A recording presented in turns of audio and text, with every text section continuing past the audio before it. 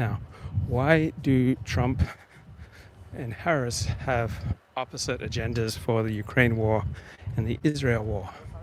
So, Trump is a nationalist and a realist. Kamala Harris is a liberal globalist.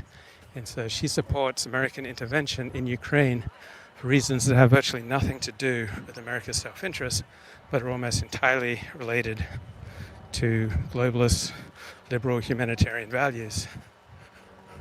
Right? Donald Trump is not primarily motivated by globalist, liberal, humanitarian values. He's a nationalist and a realist.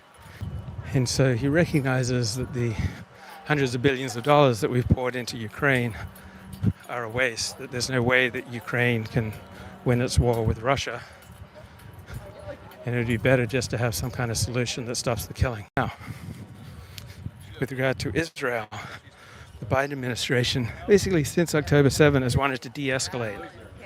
Since the Hamas attacks that killed 1,200 Israelis and saw over 200 of them taken hostage, right? The consistent, strongest message from the Biden administration was for Israel to de-escalate, to not invade Gaza, to not invade Rafah. The Biden administration did everything they could to slow Israel down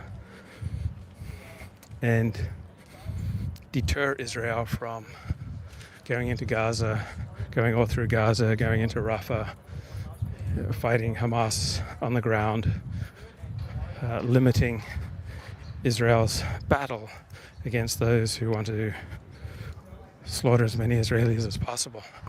You might say, well, why doesn't the Biden administration just cut off arms sales to Israel? And I don't think that's politically tenable, given the power of the Israel lobby. I don't think the Biden administration ever had that capability. So given the limitations within which it was working, right, the Biden administration has done everything it can to deter Israel's forceful attacks on its enemies.